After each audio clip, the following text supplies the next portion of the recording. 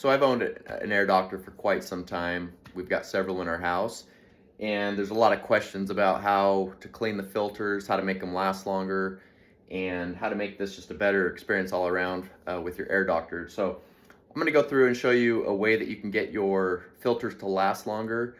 There are lights that typically come on, the Ultra HEPA and the carbon replace lights.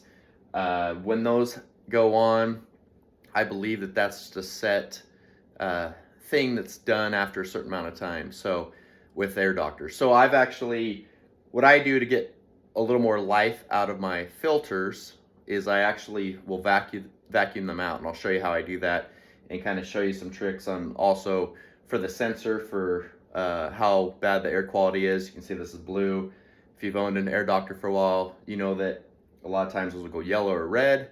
Typically what that's doing is it's sensing something in the air that needs to be cleaned. So if you have it on auto, it'll speed it up. So anyways, let me show you here. I'm gonna go ahead and turn off the power and pull off the cover.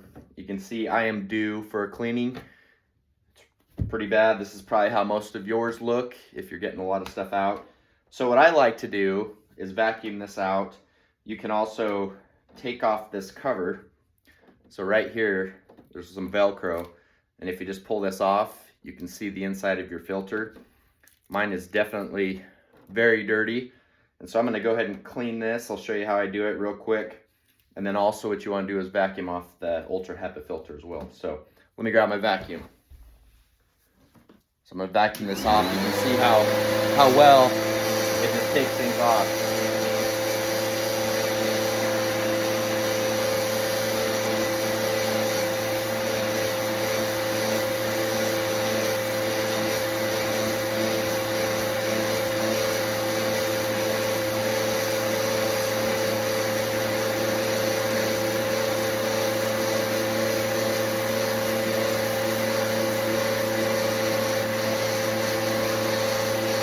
See, it does definitely clean it up a lot nicer.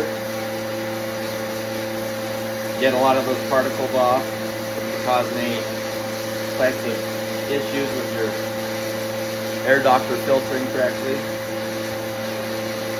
Okay, now that that's done, I'm going to pull off this. I'm going to get the rest of this here. You can see there's some decent streaks there. Quite a bit of dirt.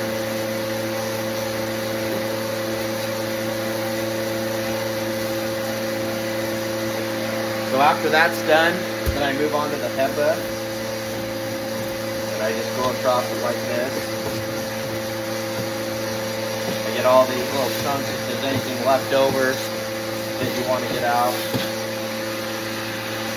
And that's basically how you clean it. Then, you know, normally I would do a little better job, but just for a demo here, I just wanted to, you know, let you see how easy it is. Also on the side here, there's a little clip. And this is actually, let me turn this so you can see it.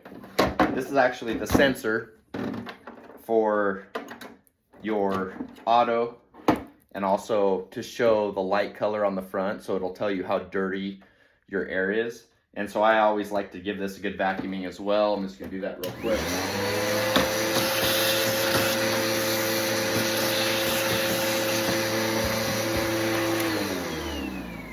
That way that sensor is clean, so you know that you're getting a better reading on how good your air quality is. And then basically what I do, it's really simple. If you've done it before, you know, but there's arrows that point the direction they're supposed to go. Put it on the white Ultra HEPA filter first, and then I'm going to go ahead and put this back on right now, the actual pre-filter that goes on top of the carbon filter. And then you've got arrows here as well pointing this direction. Put it on like that.